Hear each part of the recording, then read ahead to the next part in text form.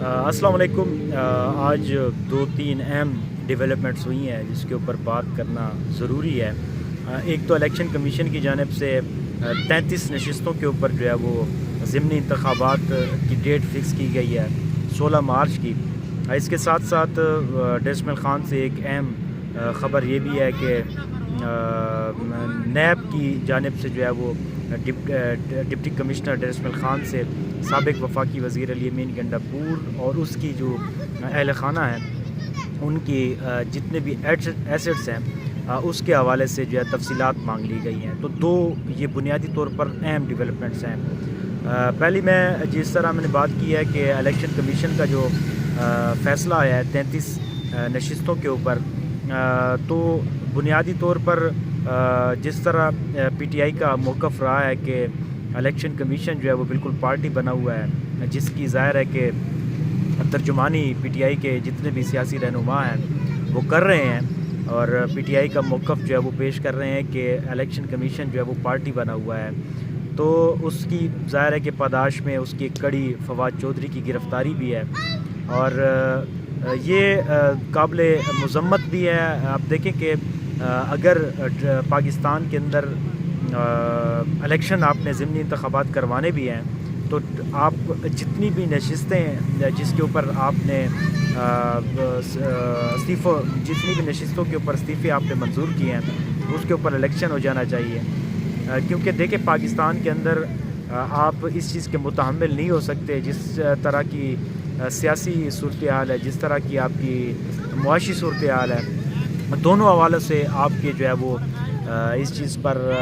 آپ اس کے متحمل نہیں ہو سکتے کہ پاکستان میں جتنے بھی ہیں وہ وقفے سے جو ہے آپ کے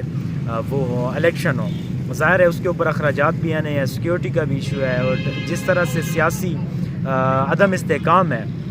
وہ مسلسل بڑھتا جا رہا ہے اور ابھی بھی کنٹرول نہیں ہوگا، اور الیکشن اس قسم کے جو الیکشن ہے اس میں ظاہر ہے کہ آپ کو رزلٹ نہیں ملے گا، اور اگر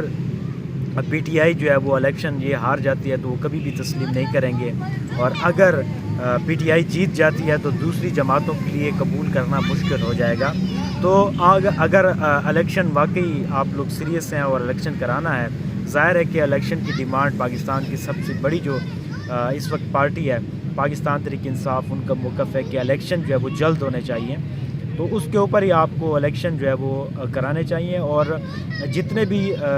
ضمنی انتخابات میں آپ صرف 33 کو کوٹ نہ کریں، اور 33 کی جو آپ نے ایک پہاڑا پڑا تھا جس میں آپ نے مرحلہ وار جس طرح سے آپ نے اس کے اوپر استعفے منظور کیے تھے اس سے بچ کر آپ کو مکمل طور پر اور مجموعی طور پر جو ضمنی انتخابات ہیں اس کی طرف جانا چاہیے۔ اور دوسری اہم خبر ہے ڈیرسمل خان سے کہ سابق وفاقی وزیر علی امین گنڈاپور کے جو ایسٹس ہیں ان کی تفصیلات مانگی گئی ہے ڈی اے خان سے۔ تو یہ آپ دیکھیں کہ جس قسم کی آپ لوگوں یہ الیکشن کمیشن کے فیصلے کے بعد جس طرح سے دونوں کا جو آنے کا موقع ہے یا جس وقت یہ دونوں آئی ہیں، تو یہ بنیادی طور پر ایک مزید اس میں ہیجان پیدا ہوگا۔ اگر آپ نے تفصیلات مانگ لی ہیں، آپ لوگوں نے اس کے اوپر کسی قسم کا کوئی آپ کو شبہ ہے کہ علی امین کے جو ہے وہ اثاثے آمدن سے زیادہ ہیں یا پھر دیگر کوئی بھی وجہ ہے، تو آپ کو چاہیے تھا کہ آپ اس وقت پاکستانی قوم یہ دیکھے گی کہ آپ کس وقت اور کیا فیصلے کر رہے ہیں۔ تو ایک طرف تو یہ ہے کہ اس کی سیدھی جو الزامات ہیں وہ موجودہ حکومت پر جائیں گی کہ وہ مولانا فضل الرحمان کو قومی اسمبلی میں لانے کی کوشش ہے کہ علی امین گنڈاپور کو ایک طرف سے جو ہے اس کے ہاتھ باندھ دیے جائے تاکہ قومی اسمبلی کا جو الیکشن ہے اس میں آپ کو بڑی ایک جیت مل جائے، اور جو آپ کا مد مقابل ہے علی امین گنڈاپور وہ ہتھیار ڈال دیں اور الیکشن سے بالکل آؤٹ ہو جائے، تو پھر آپ جو ہے اس کے اوپر الیکشن جیت جائیں۔ تو ڈیرسمل خان کے لوگ ظاہر ہے کہ علی امین گنڈاپور ایک متحرک رہنما ہیں، اور ڈیرسمل خان کے لوگوں کے لیے بہت ساری خدمات ہیں۔ 10 سالوں میں ڈیرسمل خان کے لوگوں کی جو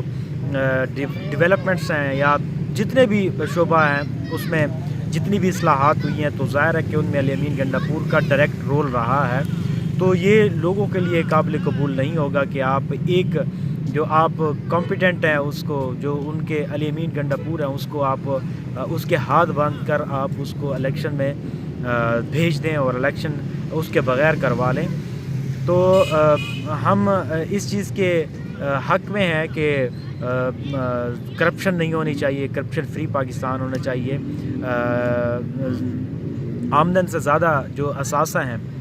وہ نہیں ہونے چاہیے. قانون سب کے لیے جو ہے یکساں ہونا چاہیے. لیکن اس کے ساتھ ساتھ آپ دیکھیں کہ اب تک یہ ریفرنس کیوں نہیں بھیجے گئے، اب تک یہ کیسز کیوں سامنے نہیں لائے گئے. آپ جب الیکشن کا وقت آ گیا ہے، جب ڈیٹ مقرر ہوئی ہے، تو انہوں نے الیکشن کمیشن کے فیصلے کے ساتھ ہی جو ہے وہ نیب کو بھی یاد آ گیا کہ علی امین گنڈاپور جو ہے وہ ایک کرپٹ آتی ہے. تو یہ ڈیر اسماعیل خان کے لوگوں کے لیے بڑا ایک چیلنجنگ ہوگا کہ آپ کس طرح اس کو ایکسیپٹ کرتے ہیں. اس کے ساتھ ساتھ اس کی جو ڈائریکٹ بینیفیشری ہے وہ مولانا فضل الرحمان ہے. تو میرے خیال میں اگر آپ اس قسم کے فیصلے کریں گے تو عوام کا رد عمل بھی آئے گا، عوام